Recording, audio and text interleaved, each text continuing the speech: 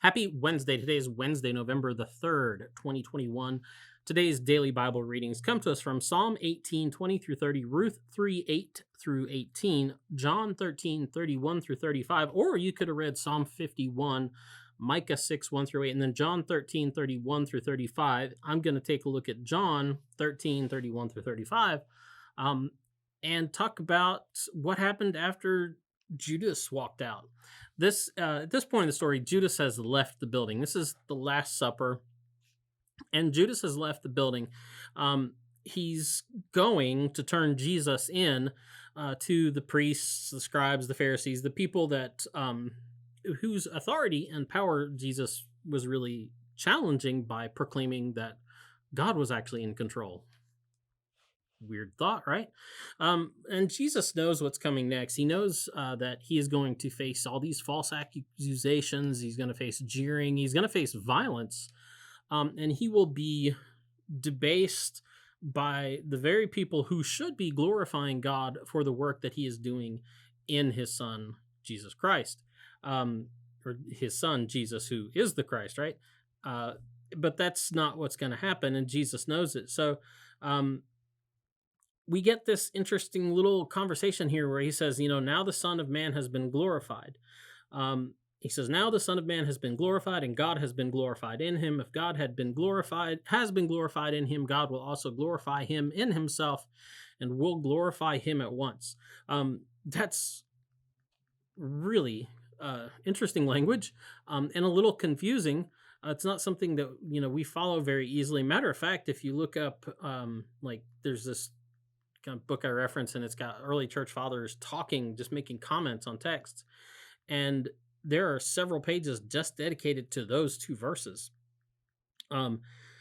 So he says the Son of Man has been glorified, and you gotta be like, well, how can he say that? He can say it because he's not looking to the crowd, these crowd of people who are gonna jeer him and mock him and debase him and attack him and put him to death.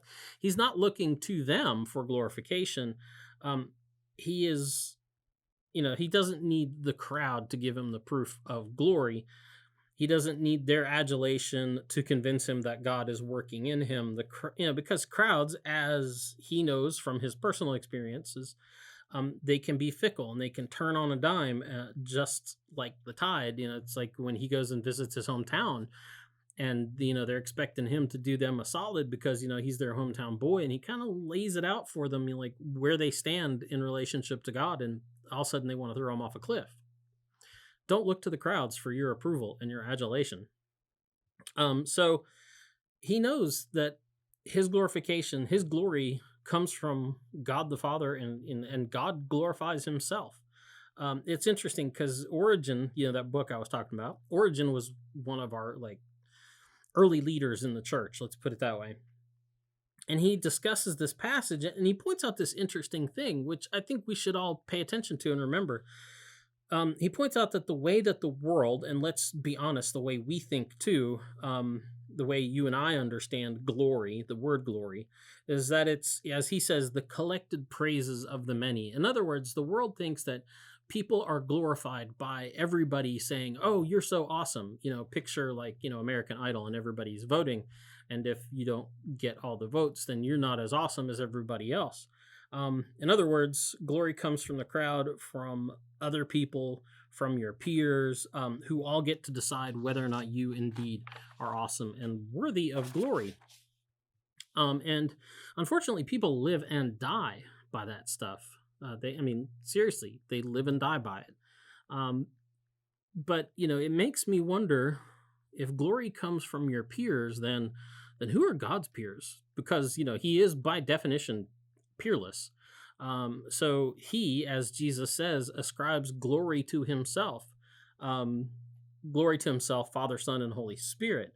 That's where God gets his understanding of who he is. That's where God gets all his glory, is because he is, right? So, which is interesting, because then when we turn around and glorify God, it's not that he needs us to reassure him that he indeed is awesome. It's more like when we glorify God, we're it's not like when the world glorifies people. It's more like we're not, it's more like we're assenting to something that's already true, right? It's like when we glorify God, we're just agreeing to a fact, right? It's not like we're signing in on an opinion poll, and like at the end of the day, if we have all voted against him, he's not glorious anymore.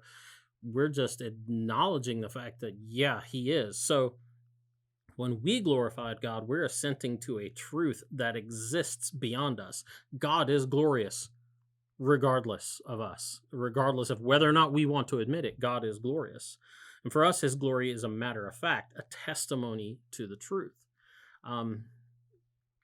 So when God, who is glorious, just as a matter of fact, wants to have you involved in his existence and his life and wants to be involved in yours, you should probably pay more attention to that than you do to whether or not you crowdsource your glory to others.